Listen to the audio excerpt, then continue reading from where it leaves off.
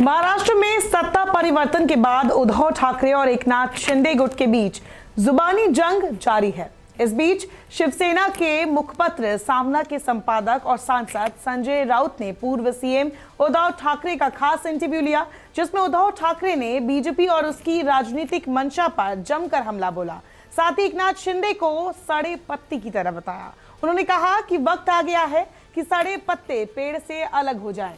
अब नए पत्ते आने वाले हैं। संजय राउत को दिए साक्षात्कार के दौरान उद्धव ठाकरे ने बीजेपी का वो पुराना दौर याद दिलाया जिससे कि वो बीजेपी पर हमलावर हो सके। खास बातचीत में उद्धव ठाकरे ने बीजेपी के नीतीश कुमार और महबूबा मुफ्ती के रिश्तों को भी लेकर करारा हमला बोला। चलिए जानते हैं इस इंटरव्यू के कुछ मेन पॉइंट्स। सामना को दिए इंटरव्यू में उद्धव ठाकरे ने महाराष्ट्र संकट की पूरी कहानी बताई है। उन्होंने बताया कि कैसे बीजेपी हमेशा से शिवसेना के वजूद को खत्म करना चाहती है।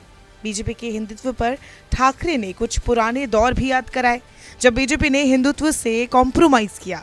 पूर्व सीएम ने सत्ता परिवर्तन के लिए खुद को जिम्मेदार ठहराया और कहा कि उन्होंने अंधा विश्वास किया और उसका नतीजा ये मिला। उद्धव ने कहा कि सरकार चली गई, मुख्यमंत्री पद गया, इसका अफसोस नहीं है, पर मेरे ही लोग दगाबाज निकले। मेरे ऑपरेशन के बाद की अस्वस्थता के दौरान सरकार गिराने का प्रयास हो रहा था। उद्धव ठाकरे ने स्पष्ट रूप से कहा कि शिवसेना कानून की और सड़क की लड़ाई जीतेगी। जिन्होंने विश्वासघात किया है, पार्टी तोड़ी है, वे खुद के पिता का फोटो लगाकर वोट मांगे, शिवसेना के बाप का फोटो लगाकर भीख ना मांगे। शिवसेना ने आपको क्या नहीं दिया?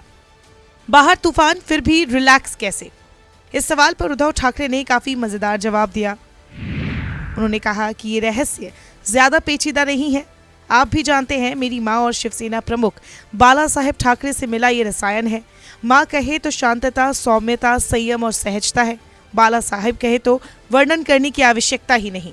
बाला साहेब क्या थे ये महाराष्ट्र ही नहीं बल्कि पूरा देश जानता है। थोड़ा बहुत वो रसायन आया है मुझ में। शिवसेना के मौजूदा हालात पर बात करते हुए ठाकरे ने कहा कि उन्हें चिंता अपनी या शिवसेना की नहीं है, उन्हें चिंता मराठी मानुष और हिंदुत्व की है।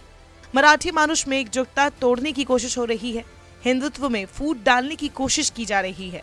जो मेहनत बाला साहेब ने जिंदगी भर की हिंदुत्व मराठियों को एक करने की, उसे हमारे कुछ कपटी लोग तोड़ने की कोशिश कर रहे हैं। उद्धव ने कहा, इसीलिए मैंने जो कहा कि इस समय जो सूखी पत्तियां करकट उड़ रहे हैं उसे उड़ने दो।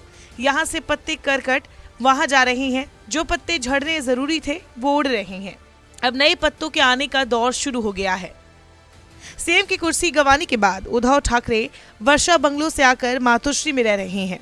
इस पर पूर्व सीएम ने कहा कि वो रिलैक्स्ड है। ठाकरे ने इस दौरान अपने सर्जरी और कोविड के दौरान की हालत पर भी बात की। 2021 के नवंबर महीने के आसपास उद्धव ठाकरे को 2 बड़ी सर्जरी से गुजरना पड़ा था। उस दौरान गर्दन और रीढ़ की हड्डी में दर्द की वजह से मुख्यमंत्री उद्धव ठाकरे ने कई कार्यक्रम भी कैंसिल किए थे। उसी दिन को याद करते हुए उद्धव ने कहा, मेरा ऑपरेशन हुआ था गर्दन का ऑपरेशन काफी नाजुक और जोखिम भरा होता है। मैं अपनी तबीयत से जूझ रहा था। मैं अपनी गर्दन से नीचे के हिस्सों को भी हिला नहीं सकता था, पेट भी हिला नहीं पा रहा था, ब्लड क्लॉट भी हुआ था।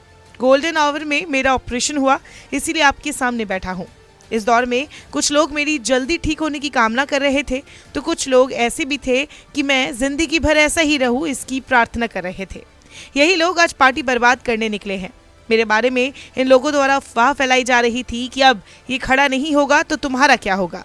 जिस वक्त पार्टी संभालने का वक्त था उस वक्त इनकी हलचल तेज थी। आपको 2 नंबर की पोस्ट दी, आप पर अंधा विश्वास किया, ऐसे में विश्वासघात किया गया। जब मेरी हलचल बंद थी तो इनकी तेज थी। कहते हैं रिश्ता जितना पुराना हो, टूटने पर उतना ही बड़ा खतरा बन जाता है। शिवसेना बीजेपी के बीच यही हो रहा है। बीजेपी पर हमला बोलते हुए उद्धव ठाकरे ने कहा, जो आज हमने हिंदुत्व छोड़ दिया ऐसी बातें फैला रही हैं, उनसे पूछना कि साल 2014 में जब बीजेपी ने गठबंधन तोड़ी थी तो हमने हिंदुत्व छोड़ा था क्या? आज भी नहीं छोड़ा है। 2014 में शिवसेना अकेले चुनाव लड़ी थी और 63 सीटें जीत कर आई थी। आपको बीच का एक कालखंड याद होगा जब शिवसेना विपक्ष में बैठी थी।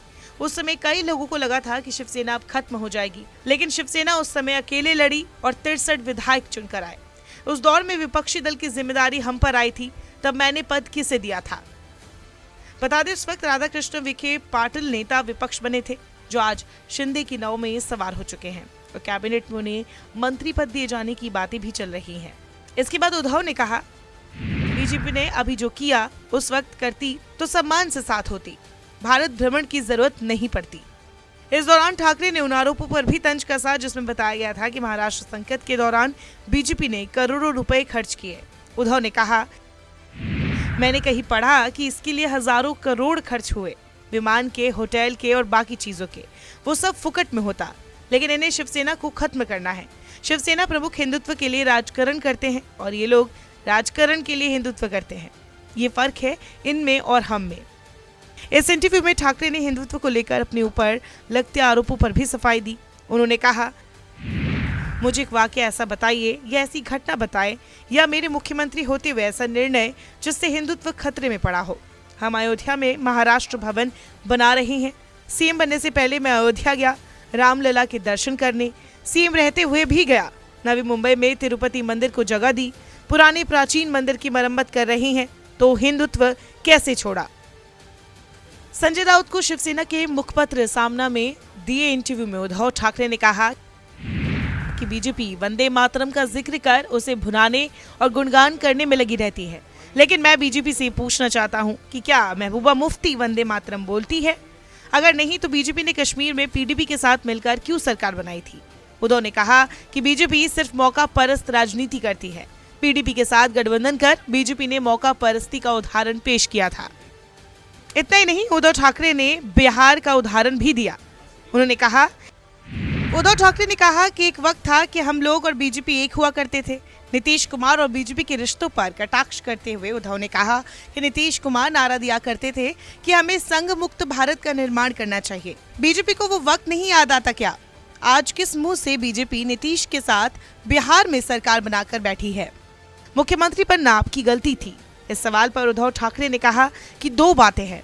मान लो अगर मैंने उस समय एकनाथ शिंदे को मुख्यमंत्री बनाया होता तो उन्होंने आज और कुछ अलग ही किया होता, क्योंकि उनकी भूख मिटती ही नहीं है। मुख्यमंत्री पद भी चाहिए और अब शिवसेना प्रमुख भी बनना है। शिवसेना प्रमुख के साथ तुलना करने लगे हैं। ये राक्षसी महत्वाकांक्षा है, इसे दानवी प्रवृत्ति कहते हैं। ये पूछे जाने पर कि बगावत के लिए किसे दोष दिया जा सकता है, उद्धव ने कहा, ऐसा लगता है कि मैंने शिवसेना के कुछ कार्यकर्ताओं और नेताओं पर बहुत ज्यादा विश्वास कर लिया। इतने लंबे समय तक उन पर भरोसा करना मेरी गलती है। उन्होंने कहा, भाजपा ने जिस प्रकार सरदार पटेल की विरासत को कांग्रेस से अलग करने की कोशिश की, उसी तरह वो शिवसेना की स्थापना करने वाले मेरे दिवंगत पिता बाला साहेब ठाकरे और पार्टी का नाता तोड़ने की प्रयास कर रही है। उद्धव ने कहा, ऐसा लगता है कि ये लोग भरोसेमंद नहीं हैं। ये शिवसेना कार्यकर्ताओं के बीच मूल रूप से अंदरूनी कलह पैदा कर रहे हैं। उन्होंने कहा कि महाविकास अघाड़ी गठबंधन राजनीति में एक अच्छी पहल थी। अगर ये गठबंधन लोगों को गलत लगता तो वे इसके खिलाफ आवाज उठाते। महाविकास अघाड़ी सरकार में हमारे मन में एक दूसरे के प्रति सम्मान था। शिंदे को चुनौती देते हुए उद्धव ने मराठी मानुष पर अपना भरोसा दिखाया। उन्होंने चुनाव की बात करते हुए कहा, ठाणेकर जागरूक है। शिवसेना और ठाणेकर का जो रिश्ता है वो ये दल बदलू को तोड़ने नहीं आएगा। सभी जनता चुनाव का इंतजार कर रही है। अगर हमने महाविकास अघाड़ी का जन्म करके गलती की तो जनता हमें चुनाव में सबक सिखाएगी। जनता की कोर्ट में फैसला होगा। महाराष्ट्र में उद्धव ठाकरे का तख्ता पलटकर सत्ता में एकनाथ शिंदे के बीजेपी के साथ सत्ता पर काबिज हुए 1 महीने होने जा रहे हैं, लेकिन अभी तक मंत्रिमंडल का विस्तार नहीं हो सका। इसी पर कटाक्ष करते हुए उद्धव ठाकरे ने कहा, हम तुम एक कमरे में बंद हो, ऐसा इनका मंत्रिमंडल है, इनका विस्तार कब होगा कुछ पता नहीं। शिवसेना को फिर से खड़ा करने की बात पर उद्धव ने कहा, शिवसेना की ये ताकत रही है सामान्य को भी असामान्य देना। अभी वापस वो टाइम आया है। मैं अपने तमाम शिव सैनिक से अपील करता हूँ, वापस से सामान्य लोगों को असामान्य बनाए। ये लोग भी सब सादे थे, लेकिन मेरी गलती थी कि इन्हें मैंने ताकत दी। इन्होंने उस ताकत से उल्टा वार ही कर दिया। नमस्कार, मैं हूं मानक गुप्ता। अगर आपको हमारा ये वीडियो पसंद आया हो तो इसे लाइक और शेयर जरूर करें, और हाँ, हमें सब्सक्राइब और फॉलो करना ना भूलें ताकि आप देश और दुनिया की कोई खबर मिस ना करें। तो जुड़े रहिए हमारे साथ और देखते रहिए न्यूज़ 24।